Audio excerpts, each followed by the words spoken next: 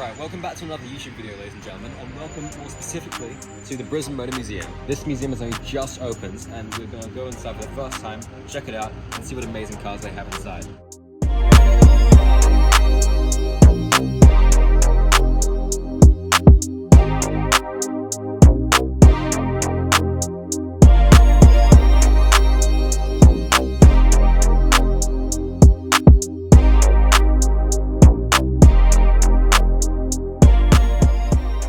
Alright, before we get into the video, I just want to quickly mention that the Brisbane Motor Museum is completely open to the public from Friday to Sunday, so if there are any cars in this video that you'd like to check out for yourself, there's a link in the video description to the museum's website where you can book tickets.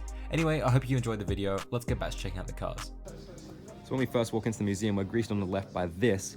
This is a HSV Walkinshaw based off of a VL Commodore, and these are one of the most highly renowned and sought after Holdens ever produced. This was actually the first model that HSV ever produced and absolutely tore up the touring car championships back in the day. If you come over here, we have a Holden FJ Ute. These are famous as well, but for a totally different reason. These were very, very common cars back in the day. And this one is in extremely amazing condition. You can see like all the chrome is just completely polished. The paint is absolutely immaculate. And it's also got a lawnmower beside it.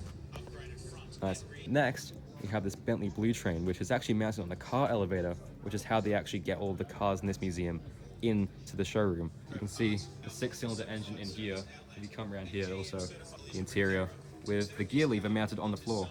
So I'll cover these two really boring cars in just a second, but first of all, we have to touch on this superbike right here. This, I believe, is pretty much the fastest, as of right now, a superbike in the Southern Hemisphere, absolutely tearing up drag strips everywhere it goes. If you come over here, yeah, it was the first ever superbike to do under 6 seconds on a drag strip and hit a maximum speed of 373 kilometers per hour, which is, well, pretty insane.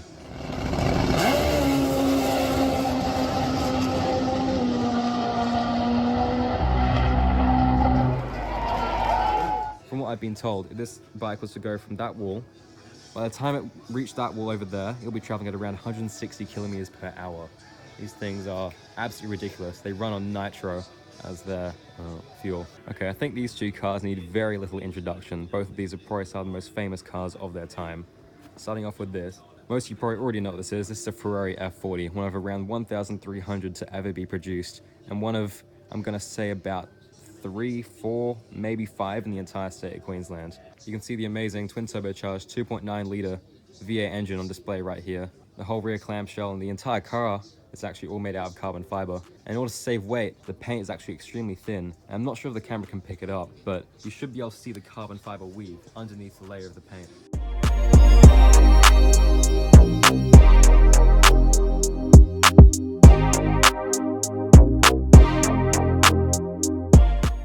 And next to it, potentially this car's arch nemesis, the Lamborghini Countach. This car is pretty much the definition of ridiculous. You can see by the doors just poking up into the sky, wow. And also the tan interior inside, contrasting nicely with the red paint. I believe this car used to be painted in white, but one of the past owners decided that they wanted it to be repainted. And I gotta say, it does look really good.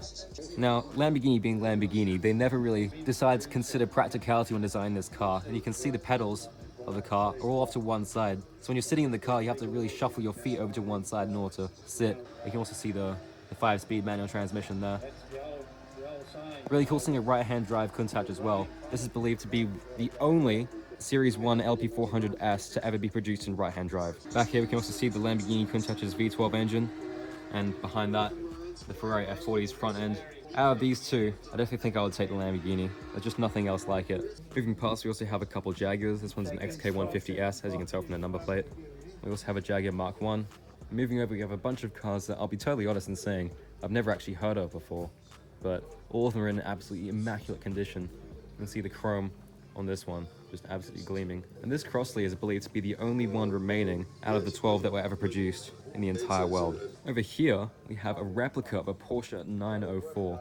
You can see the engine bay is up. I think today, most of the cars here have their engine bays up, so you can see all the workings inside. As I said, this is a replica, not the actual thing, but despite that, like, you can see it's a really amazing machine. This here might be one of the highlights of the entire museum.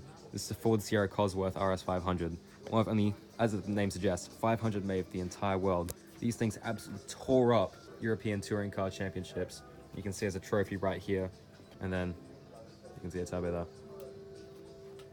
Very, very, very cool. as I said, one of only 500 in the entire world. Everything about this car is just absolutely amazing. Like, look at the wheels, the interior and the seats. Like, I'm not sure those would count as bucket seats, but they definitely would be really tight to sit in. And then the spoiler over the trunk lid, also really, really unusual. Over here we have two really nice Alfa Romeos. That one is actually designed by Zagato, one of the coach builders in Italy. And this SZ, I definitely haven't seen one before myself until now. So yeah, this is another really cool duo. Right, this might appear to be a regular BMW 6 Series, but is in fact modified by Alpina. Alpina is a company that essentially you've probably already heard of, but they modify BMW to make them look cooler, be more luxury. Overall, really, really nice. Coming over here, we have another pair of really cool cars. Over here, we have a Pontiac GTO. There are not many of these in Australia. I definitely haven't seen one of these in my own eyes before. But even more interestingly for me, I'm a big Mercedes person, so this 250 SL Pagoda is a really, really cool highlight of this museum. You can see here, the chrome is absolutely pristine. Now, I'd be willing to bet most of you guys wouldn't know what these three cars are. These are in fact Jensens, and I have to draw attention to the wheels on this one. The chrome is just, I don't even know what to say. It's just so pristine. And I have skipped over a lot of cars here just because of our focus on every single one in detail.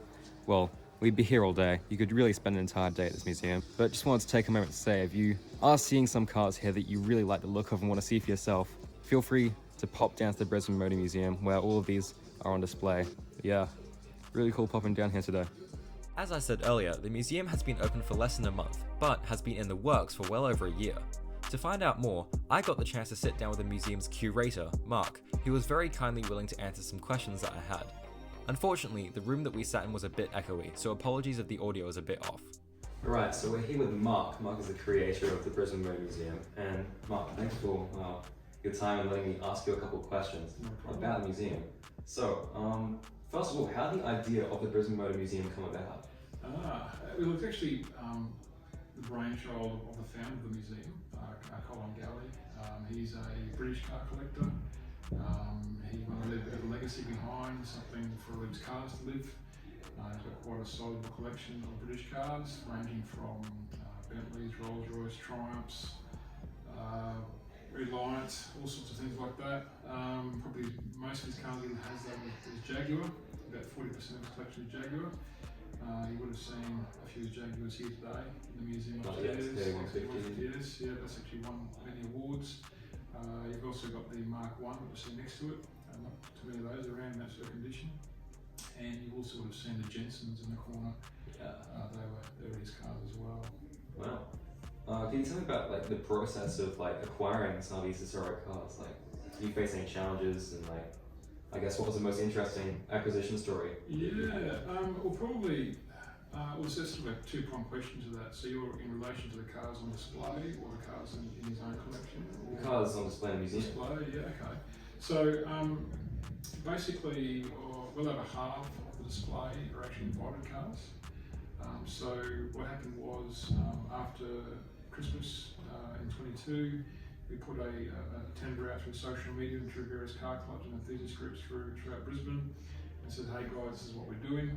Our museum is running themes, so every 3 months we're actually going to rotate display, much like an art gallery.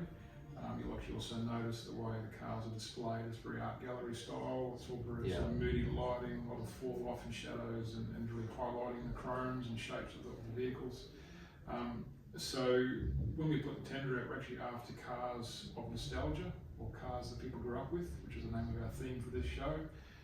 So these are cars that were typically like your Volkswagen Beetles or your Valiant Chargers or your Holden FCs and whatnot. So as a result, this first show is very mixed. It's a very broad kind of range of cars, ranging from your exotic Italian stuff that you would have had on your bedroom wall to your sort of obscure stuff that you haven't seen around. Amazing. So in terms of like, obviously you said that many of the cars were invited, but in terms of the ones that weren't, how like you, I guess, decide on which ones were best for the museum? Like how do you, I guess, curate the exhibit? It's all about what sort of story the car has, really. So not all the cars up there are concourse cars. Actually, quite a few of the cars are what I would call probably rough around the edges, but in saying that, they tell an excellent story. So we've got cars up there that have been in the same family their whole life, and they've actually got the original receipts to prove it.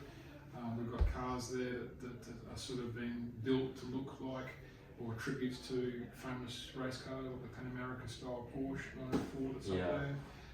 So there's a lot of vehicles that tell a great story. They've been in the families for a long time, or they've been historically got links to Brisbane itself. For example, like the Galloway, the body for that was created or built in Spring Hill back in the 1930s. So yeah, a lot of cars have a great story, and that's what sort of brought the collection together. Helped us make a decision on what cars to get. Amazing. And obviously, like, the museum has seen quite a few visitors, and to me it seems like a fantastic success. So how does it feel seeing all of your team's hard work paying off? Oh, it's pretty cool. Yeah, I mean it's been a long road to get here. A lot of planning, a lot of toing and froing, getting the building of this sort of quality and calibre together. We sort of went through a hard time where it was quite scarce to get materials and labour and stuff like that. So to bring all that sort of thing together has been quite an achievement.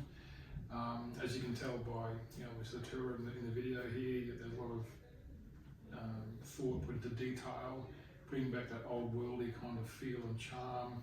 Lots of timbers, like the British racing greens, and all sorts of stuff to give you that feel of you going back into a time. Like even the room right here, you can see, on a personal note, like, which one of the cars on display right now would you say is your highlight, your favourite?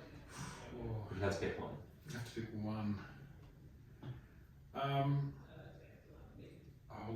Probably my favourite on the floor at the moment would be the Lamborghini Countach, and that's purely because that very car is a car that I first photographed when I had my own sports car magazine over 10 years ago. Wow. So it's sort of like come full circle. So for me it's quite exciting to see that. That car actually was in Australia. We did a photo shoot and a story on it. It got bought by a guy in the UK. Came back to Motor Clash in Melbourne, and now it's back with the original owner, and now it's on display here. So it's pretty cool. That's amazing. Cool journey, yeah. Finally, what would you say are the museum's plans for the future? Like, are there any exhibits or certain cars that we could expect to see in the next exhibit, as you say? Yeah. So the next themes we're looking at is sort of two-pronged. So it's actually British vehicles, and the other side is based on speed. So you've got a bit of a taste of that up there now. We've actually got the Nitro Voodoo, which is the fastest bike in the Southern Hemisphere, broken every single record. So our next theme is sort of building onto that. So we're going to have stuff like a lot of V8 supercars, a lot of historic race cars, a lot of historic race bikes, TT bikes, and then all your British stuff. So we're looking at really rare Jaguars, Aston Martins, Rolls Royce and Bentleys and things like that. So it'll be a very broad mix of nostalgia and speed. Cool. Right. Mark, thank you very much for your time. Appreciate you having this interview with me. Yeah. Fantastic, guys. Alright, that's today's video done. Hopefully you guys enjoyed. This week's spoil of the week goes to, I don't know who it is yet, so I'm just going to put their Instagram here, and the photo is about here. And yeah, that's a very cool car. Also, yeah, don't forget to subscribe, like the video, comment down below what your favorite car was. And yeah, hope you guys have a good day. See you in the next video.